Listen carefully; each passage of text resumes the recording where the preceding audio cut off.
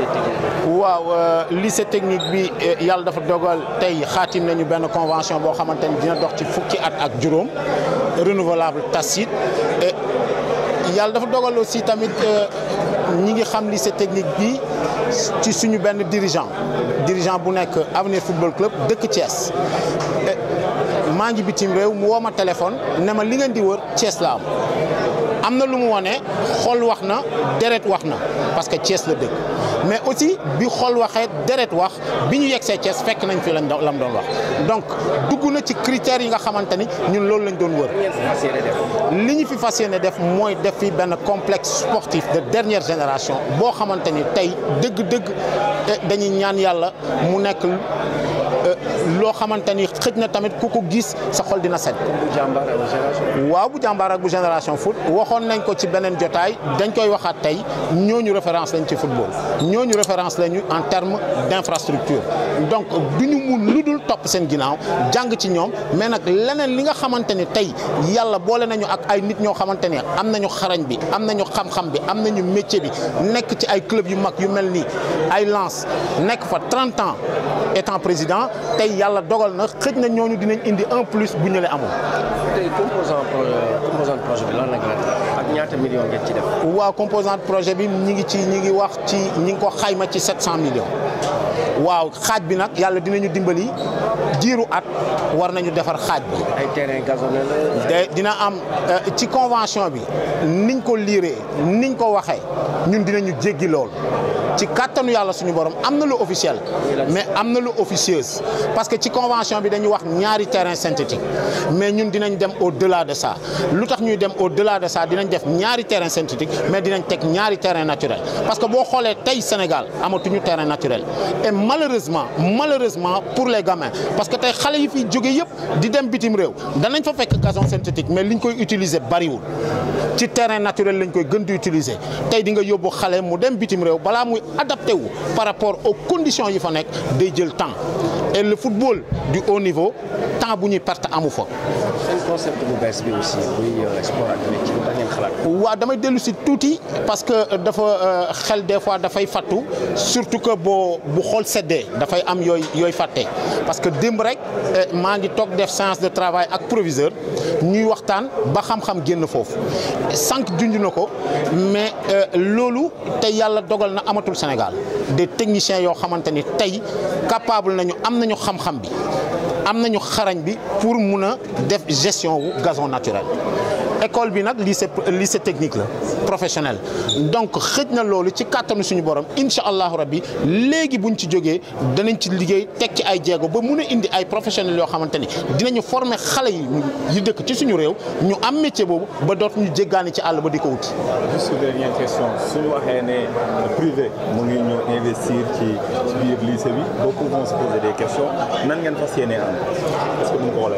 waaw ànd bi foog naa ni ku déglu lecture convention bi foog xam ne ànd bi dafa leer xëj na tey am na lu ci génn comme retombée am na lu ci école bi moom mais am na lu ci club bi moom li ci club bi moom li ci ëpp dafay delluwaat ci fonctionnement ci ay création d'emploi ak dimbali xale yi parce que am na benn volet boo xamante ni c'est important du lépp nga mun a wax ci biir mbooloo am na volet boo xamante ni mais dinañ ci junj tuuti mooy tey biir kër sax boo ci nekkee dina am mag ak rak kii jotal loxoom jot ci ginnaawam rakk bi loxoom jotul ci ginnaawam pour mu mun a yor ay doomam et loolu dafa nekk loo xamante ni ñun dañ ko jox importance bu mag ci li ñuy liggéey donc tey xëj na ci loolu mun nañ ci jàppale ay xale yoo xamante ni xëj na tey bu ñu añee du ñu reer bu ñu ñëwee école du ñu am lu ñu jëndee ndekki du ñu am lu ñu kiyee parce que tey convention bi déglu nañu lecture bi restaurant beeg yëpp dinañ ko moderniser waat defaraat ko de telle sorte que ba mu nekk loo xamante ni c'est vraiment du haut niveau mais par contre ñi yorul dara mën cee bénéficier wu te kenn du leen ci xeeb ci kàttan suñu borom jërëjëf. Nous venons de signer un important projet pour le lycée technique de Thiès parce que vous savez l'État du Sénégal veut tout faire mais l'État ne peut pas tout faire. C'est pourquoi les autorités nous ont demandé, nous les chefs d'établissement, d'être assez imaginatifs, assez créatifs pour trouver des partenaires qui peuvent compenser ce que l'État ne peut pas faire. Nous faisons du sport dans l'établissement, mais là, de mon bureau, je regarde les jeunes jouer, je vois la poussière qui se lève. et qui les entourent. Donc ils sont en train de faire du sport pour améliorer leur santé, mais ils sont en train d'absorber des microbes.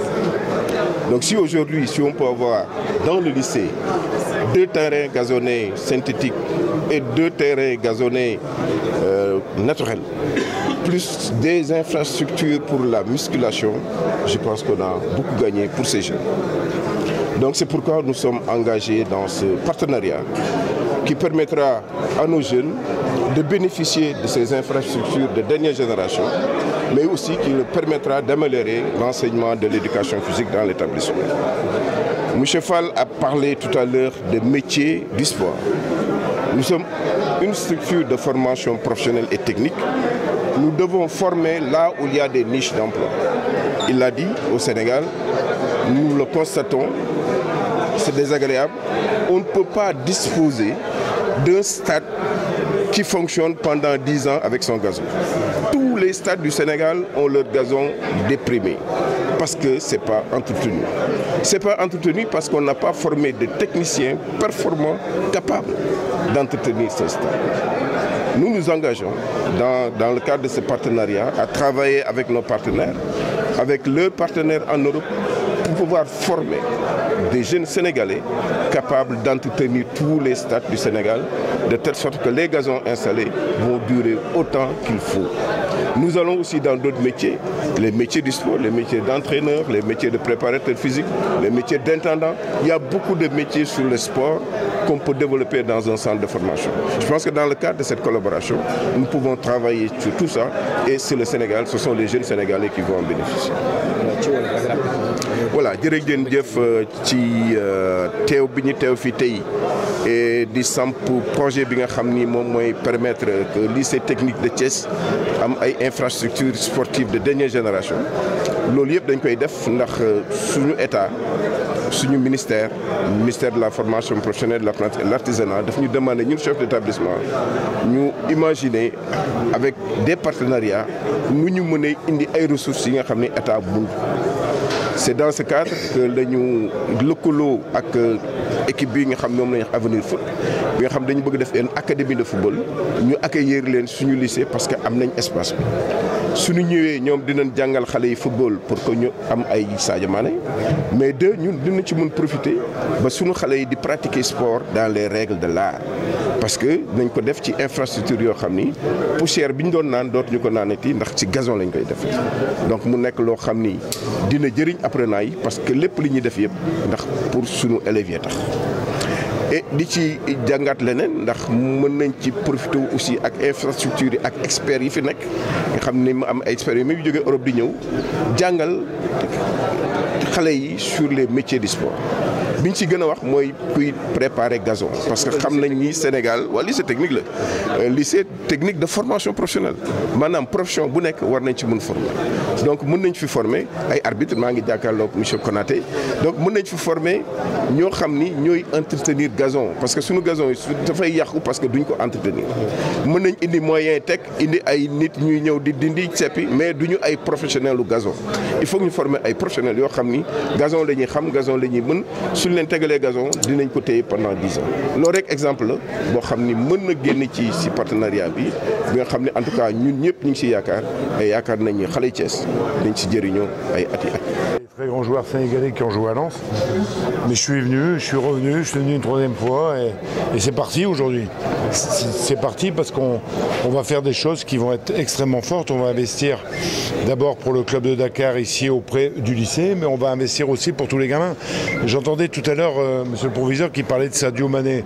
Pour moi, il n'y a qu'un seul Sadio Mané, mais il y a tellement de milliers de jeunes garçons africains qui ont envie aussi de faire du sport, qui ont envie d'être au haut niveau, qui ont envie de profiter de terrain qui soit au niveau, vous avez raison de le souligner. On va jouer ce rôle-là et derrière, en étant en plus avec un lycée, il y a tellement de métiers aujourd'hui qui existent dans l'encadrement d'un club sportif, que ce soit en administratif, que ce soit en médical, que ce soit dans l'entretien des terrains. On va ramener, on en a parlé avec Saliou, des gens en France qui vont venir former les étudiants qui sont ici. Pourquoi ? Parce que le terrain, c'est l'outil numéro 1 d'un club de football. C'est comme dans une usine, si la machine ne marche pas, l'usine ne peut pas marcher. C'est exactement la même chose dans le football.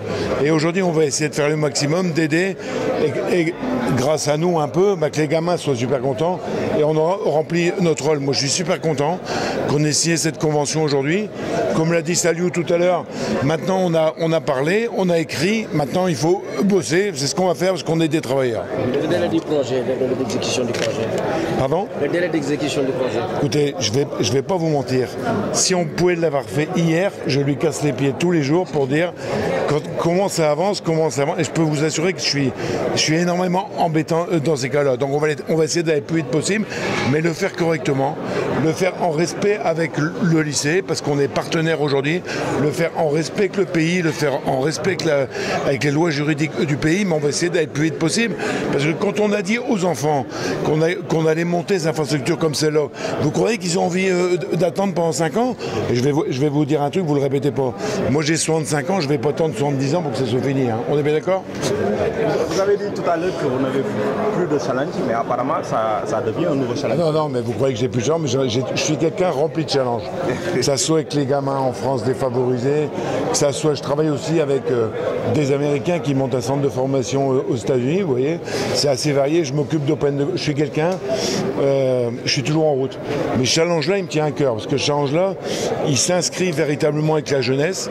Et en France, j'ai lancé une association qui s'appelle la Chanson Enfant, qui a pour objectif, qui emmène déjà tous les enfants défavorisés voir les grands spectacles de sport. Objectif, 10 000 enfants aux Jeux Olympiques à Paris. Je vais certainement lancer aussi la Chanson Enfant pour le Sénégal, parce que tout ça, c'est lié. Si on veut faire des choses, on va faire plaisir à la jeunesse. Il ne faut pas oublier la jeunesse qui est en difficulté aussi. Juste une dernière question. Vous avez eu la chance en 2001 de voir El Hadji Diouf Ballon d'Or. Cette année, si Sadio Mané est Ballon d'Or, quelle appréciation vous en faites? Mais moi, je serais le plus heureux. D'autant plus que maintenant, c'est ma deuxième patrie, Sénégal. Donc si Sadio avait le Ballon d'Or. Mais après le Ballon d'Or, vous savez, j'en sais quelque chose parce que je participe à pas mal d'émissions de télé en France. C'est compliqué parce que c'est un vote qui est compliqué, parce qu'il y a des journalistes de partout. Il y a quelquefois plusieurs qui se présentent. Donc il y en a qui privilégient. L'année dernière, on avait 3 joueurs en France capables de pouvoir jouer le Ballon d'Or. Résultat des courses, on n'a rien eu du tout. Donc c'est une compétition qui est difficile, mais qui continue à faire ça parce qu'on devient amoureux de Liverpool. Quand on va jouer cette équipe, quand on va jouer ce joueur, on se dit qu'il y a vraiment une qualité extraordinaire dans ce pays. tey signature convention ak lycée Monseigneur Xavier Ndione bu Thiès ban yëg-yëg nga ci am.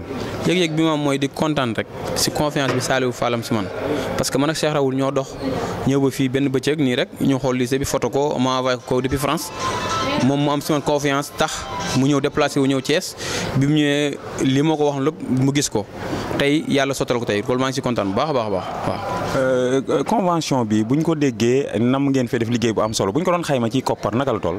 waaw buñ ko xayma ci koppar li ñu bind ci kayit dañuy def lu ëpp loolu ñi ngi defee 700 millions mais da koy ëpp parce que ñun suñu li ñu bëgg a def am na loo xam ne mënoo ko wax ci mbooloo 1 milliard 50 millions lañ bëgg a def waaw parce que ñaari terrain synthétique lañ bëgg a def ay gazon naturel ñaari terrain en plus tamit ay logement salle ñu defar restaurant bi bu baax a baax ak bloc waaw. Avenir FC bokk ligub Dakar seenub ànd yéen ñi féete Thiès naka lay demee. non suñu ànd bu ñuy ànd gagnant lay doon parce que boo xoolee ñun ñoo koy kii représenté Thiès ñu région bi yëpp lañ bëgg a représenté muy Kaolack Diourbel yëpp centre boobu moo nekk fii Thiès tey waa Thiès dañ si bénéfice mais même Sénégal sax la ñuy wax quoi. pour dugg ci centre bi nag ci yan anam la ndaw ñi mën a duggee ci centre bi. waaw anam bi mooy am na ñu jotoon a yor ñoo xam ne xale yoo xam ne ñoo leen jotoon a yor ñooñu dañuy intégré direct quoi mais am na si ñoo xam ne dañu leen defal test ñi gën a tuuti nag ñoom dañuy fay quoi waaw. fii ak at yi ñu dëgmal dans l'avenir lan nga mën a xalaat ni mbir mi mën na koo jural footballu Thiès wala sax boo weesoo Thiès footballu Sénégal yëpp. ñun suñu rêve mooy fekk ay année ñu dem Ligue 1 ñu dem jouer ay Coupe d'Afrique en plus ñu jaay ay professionnels yu bëri waaw. xaymab liggéey bi nag ci ñaata diir bi nan lay toll ñaata weer. diir bi 4 mois la 4 mois incha allah rabbi waaw 4 mois. kon mën nañoo yóbbu inauguration bi fii ak avril wala mai.